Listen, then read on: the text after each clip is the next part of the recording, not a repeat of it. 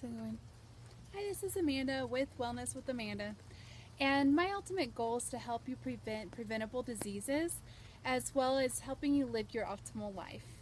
So when I say helping you prevent disease, my ultimate goal is prevention, awareness, and action. So our first thing is prevention. And what do you think is my number one way to help you prevent future disease? I bet many of you will say nutrition, exercise, getting your wellness checks, and all those are great. But my number one basis for this is your relationship with you. If you don't love you, you won't take care of you to the optimal level that you should. So my basis is first taking care of that relationship. Then when you have a good relationship with you, then you'll bring in good things such as the good nutrition. You'll exercise. You will allow positive, good relationships in your life that will decrease your stress, decrease your chances for getting some of these diseases. So my life is totally different than what it used to be. I talk about this often.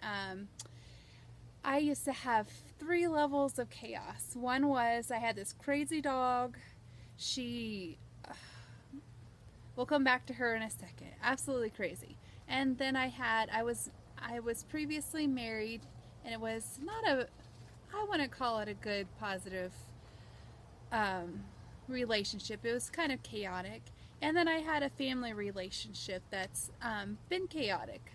Okay, and so the first thing that I noticed was my dog, she would just try to run out the door whenever she could. And then, you know what she would do? She would go find another dog and bite it. Or else somebody would try to catch her and she'd bite that person. And finally, and this is not always the best thing that should happen, I held on to her as long as I could. And then she finally bit somebody that was going to press charges. And so I was kind of forced to put her to sleep, which was a really hard experience, but it was the best because she was harming others and other dogs. And my life got a little less chaotic without her there. I tried to give her the best life I could, and I felt really, really guilty about it, but it was what had to happen for the safety of others. The next thing was I was married and very chaotic relationship that I was trying to work with him on drinking and all that kind of stuff, and we tried everything, and neither one of us were becoming better people, so it was just kind of like a time where we finally just had to say, hey, let's move on, let's find other let's go on to the next thing in life. And I noticed my professor, when I went and I told him, because he was one of my close friends, he said the weight of the world lifted off my shoulders. And so I didn't have the chaotic dog. I didn't have that chaotic relationship. And I decided to start, after a little bit, I decided to start working on me. And I started going to a yoga training program. I really hadn't had any experience with yoga. I called the yoga teacher, and I said I wanted to be a part of this program, and she said, what's your experience with yoga? And I basically said, well, I've been to a class or two, and that's about it. And she's like, well, you got to go and try it out to see if this is what you really want. So it was always a bucket list item. I always thought, when people would say, oh, I'm a yoga instructor, I thought, wow, that is the coolest job ever. And so I went, and I just kept on going. She allowed me to enroll in the program. It was a life-changing experience. And I was able to learn from Eknath Ishwaran's books, which was my teacher's teacher. And he helped change my life. There was a section on in one of his books, and he basically interprets, I have a hard time saying this, the Gavita, anyways, I mix it up all the time. So there was this love section, and it just talked about, I used to think it was so grandiose, had to be big. I didn't even want a relationship after what I had experienced. And so I actually met DeMarco, my husband, and I wasn't, neither one of us were looking for a relationship, but it was just like we were instantly comfortable, instantly, just, it felt just right. And there are just things that Eknath Ishwaran said that I tried. And he just said, love is in the give and take love is in the give and take of daily relationships. And so he said it's not about the big things, it's about the little things, about putting their needs above yours, about just getting, something that they like and giving it to them, leaving little notes, stuff like that. And so I just tried it, and I just allowed my heart to open because I had built this huge brick wall around my heart.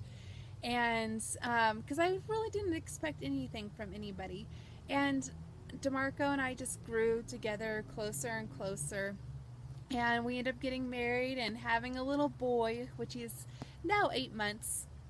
And our life is just full. But when I go back to the and I have 2 little French bulldogs. So I have 2 good French bulldogs that we absolutely love that I brought into the relationship. And I have my husband, which is so totally supportive. We work well together. I couldn't imagine life without him. And my third one was a really hard one for me because I just had this family relationship that was always just really difficult for me. And after a while, I tried working on it, and it kind of got to this spot where I say it's a teeter-totter, where, it has to at least be even in order to be able to kind of stay in the relationship. And it just kind of got so it was like this, and it was weighing me down. And I had to make a hard decision to kind of walk away from it. And do I think it'll last forever? I don't know. It just depends where I am and where the other person is, and then maybe we could work it out in the future. But sometimes I just bring this across just because sometimes we have to love ourselves in order to separate ourselves away from the chaos that's in our life, and to recognize it, and to take the small steps to get us to the life that we want, that we ultimately desire and deserve. And so it comes back to that whole idea with prevention. It starts with starting to love you. I was afraid to even sneeze in class. I never thought I was pretty. I never thought I was smart. I never thought people liked me. And you know what? All those things aren't true. I'm pretty. Anyways, I don't think I'm fabulous, but I'm pretty enough. I'm smart. I'm graduating with my PharmD. It took me that long, which is a doctorate degree. It took me that long to realize that I was smart. I mean, seriously. So, and then I realized, it took me a long time to open up my heart, to allow myself into other people's lives, to realize people like me too. And so it comes back to that, really learning to love yourself so you can allow so much more into your life. And if you allow more positive things into your life, you're going to have the support, and you're going to have less stress, and you're going to take care of yourself. And that's why I say loving yourself is the number one thing. Not in a bad way, but appreciating who you are, appreciating what you've been given. There's only one you, and you were giving a specific set of talents and gifts and personality to be able to make the best impact in your life. Okay?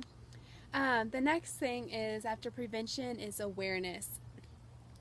Allowing you to, I want to be able to help you be aware when things do go awry, because I'd like to be able to say, if you just love yourself, and that brings in good nutrition, good exercise habits, good relationships, you'll never get sick again. That's not accurate. And so I want to be able to provide awareness for you of when things go awry. So I'm just going to give the example with depression because almost everybody in their life at one point in time will become depressed.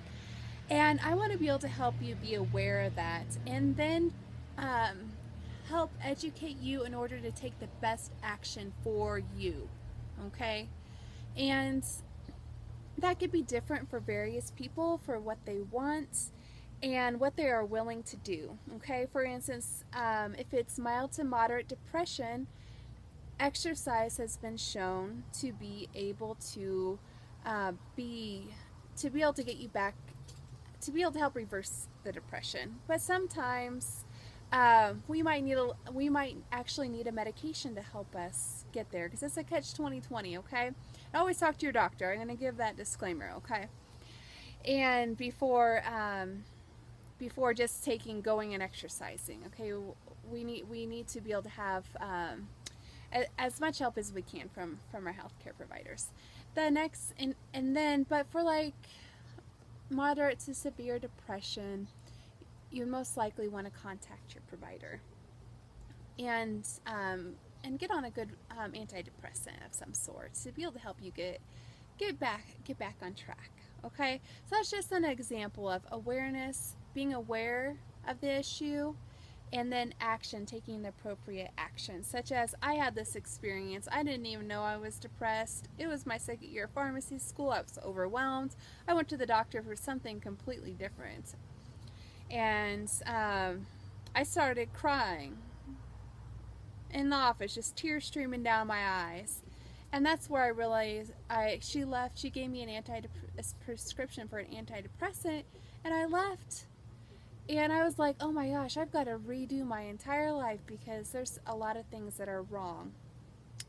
And I was okay with that because I knew it was like about mild to moderate, so I made a lot of changes in life. But should somebody who has a little bit similar symptoms, it might be better for them to take it, in order for them to help get through the process. Everybody is different. So that's why I say awareness and then action. Okay?